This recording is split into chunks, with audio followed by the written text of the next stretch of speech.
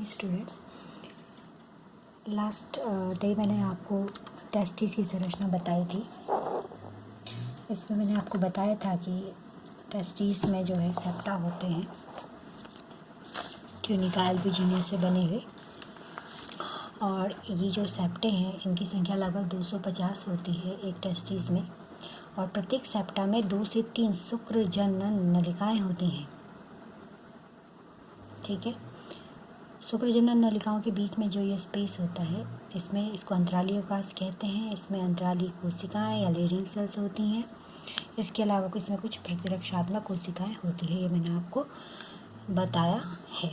अब आगे हम चर्चा करेंगे शुक्र जनन नलिका के बारे में, और ये नलिकाएं किस प्रकार से बाहर खुलती हैं, इनकी क्या कार्य है। ये मैंने शुक्र जनन नलिका का एक नलिका का आपको क्रॉस सेक्शन काट के दिया है। शुक्र जनन नलिका में मेनली आपकी जनन एपिथेलियम होती है। एपिथेलियम आपने पढ़ा है कक्षा 11 में उत्तकों के एक प्रकार में। तो ये जनन एपिथेलियम है, यानी ये जनन कोशिकाएं हैं, इनमें अर्धसूत्रीय विभाजन होगा। तो ये जनन एपिथेलियम 2 प्रकार की होती हैं। एक जो मैंने दिखाया आपको विभाजित होकर बना रही स्पर्मेटोगोनिया, जिन्हें हम शुक्र जनन कोशिकाएं कह देते हैं,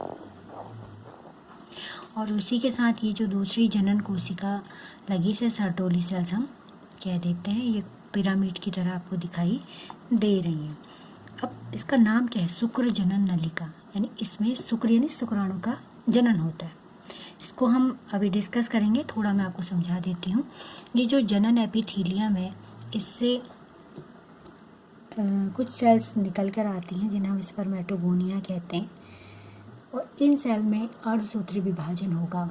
ये मैंने आपको फर्स्ट जब हमने बायोलॉजी पढ़ना स्टार्ट किया था तभी मैंने आपको स्पोरोफिटिक केमिटोफिटिक अवस्थाएं बताई थी। तो अगर आपको ये सब चीज़ क्लियर नहीं है तो आप एक बार इसे रिवाइज कर लीजिए, क्योंकि उसके बिना आप आगे नहीं चल पाओगे। तो रिवीजन मस्ट है, अब बार बार रिवाइज करिए चीज़ों को।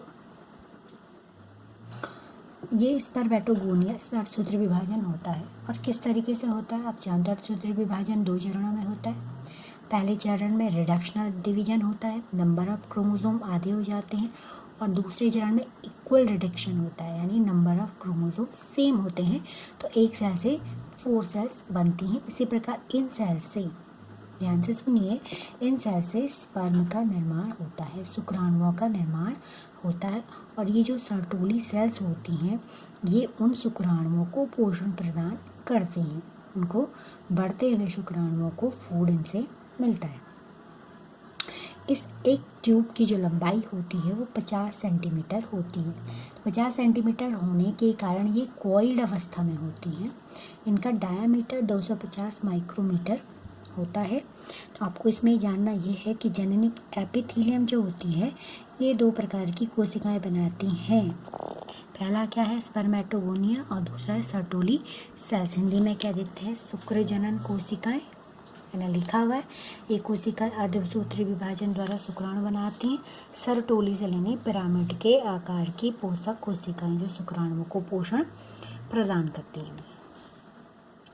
अब इसमें शुक्राणुओं के बनने के बाद ये शुक्राणु बन जाते हैं, तो ये शुक्राणु यहाँ अंदर ही संचित नहीं रहते हैं, इनको यहाँ से बाहर निकलना होता है। जैसे ये टेस्टिस है, तो इस टेस्टिस से इनको बाहर निकलना होता है। तो बाहर निकलने के लिए इनके लिए नलिकाएं होती हैं। संपूर्ण नर जनन तंत्र का डायग्राम है, आपको इसको पढ़ाने के बाद मैंने इसको सेक्शन में तोड़ा हुआ है, उसके बाद मैं आपको बताऊंगी, इससे आपको समझने में आसानी रहेगी। तो अब हम चलते हैं उन ग्लैंड्स के उन डक्ट्स और ग्लैंड्स के बारे में पढ़ते हैं जो इनको ले जाने में मदद करती हैं। मैंने यहाँ पर एक डायग्राम बना के आपको दिया है, और भी फाइन डायग्राम मैं आपको दूंगी। अब देखिए, इसमें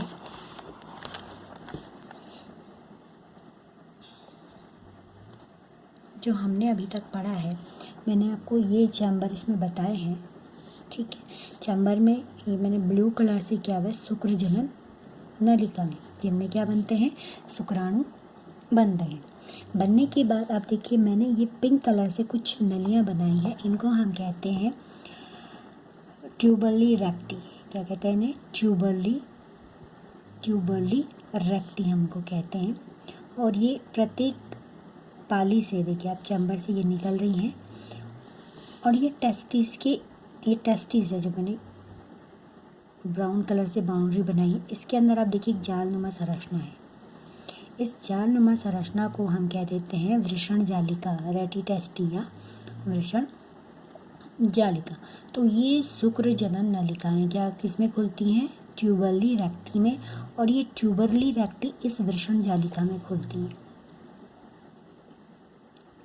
वृषण जालिका में खुलने के बाद देखिए कि टेस्टिस के ऊपरी भाग से फिर कुछ नलियाँ निकल रही हैं, लगभग इनकी संख्या 15 होती हैं। इन्हें हम शुक्रवाहिकाएं कहते हैं, कह देते हैं। और आप देखिए कि ये तीनों नलियाँ ट्यूबरली रेक्टी, शुक्रवाहिकाएं और ये वृषण जालिका, ये टेस्टिस के अंदर है, ये वृषण के अंदर है। तो इसीलिए हम इन्हें अंतःवृषण नलिकाएं भी कह देते हैं। इस टेस्टिस के बाहर मैंने ये संरचना बनाई, इसको हम वृषण कोश कहते हैं। कि मैंने आपको शुरू में जब टेस्टिस की संरचना बताई थी, यहाँ पर मैंने आपको बताया था कि टेस्टिस, ये मैंने आपको बताया था टेस्टिस वृषण कोश के अंदर रहता है, स्कॉटम के अंदर। तो ये थोड़ा सा आपका कॉम्पिटेटिव पॉइंट के व्यू से मैंने बताया कि कौन सी नलिकाएँ टेस्टिस के अंदर रहती हैं, आपको थोड़ा ध्यान देना है। अब देखिए आप कि ये शुक्रवाहिकाएं टेस्टिस से बाहर निकलती हैं और निकलने के स्कॉटम के अंदर, वृषण कोश के अंदर ये कॉइल्ड संरचना बना रही हैं। और ये जो कॉइल्ड संरचना है इसे हम एपिडिडाइमस कह देते हैं, एपिडिडाइमस। ये एपिडिडाइमस सबसे बड़ी नलिका है, सबसे लंबी नलिका होती है आपकी, लंबी नलिका और कॉइल्ड नलिका होती है एपिडिडाइमस। ठीक है, तो एपिडिडाइमस को हम 3 पार्ट्स में बांट देते हैं। ये शीर्ष भाग है, शीर्ष भाग को हम कहते हैं कैपुट। ये मिडिल भाग है, इसको हम कहते हैं कॉर्पस। और ये पूंछ भाग है, इसको हम कहते हैं कॉडा। कैपुट, कॉर्पस, कॉडा, और तीनों मिला के हम कहते हैं एपिडिडाइमस। और आप देखिए हाईली कॉइल्ड संरचना है। अब जो शुक्राणु यहाँ बनते हैं ये इस नलियों के द्वारा बाहर आके यहाँ संचित रहते हैं, ये जमा रहते हैं यहाँ, और इन्हें पोषण मिलता है। यहाँ पे इन्हें क्या मिलता है, पोषण मिलता है। उसके बाद देखिए ये जो कॉडा पार्ट है, पूंछ भाग है, ये एक स्ट्रेट नली में खुल रहा है। ये क्या है आपके, एक चौड़ी, शॉर्ट और स्ट्रेट सीधी नली में खुल रहा है। इस नली को हम कह देते हैं शुक्रवाहक। क्या कह देते हैं इसको, शुक्रवाहक।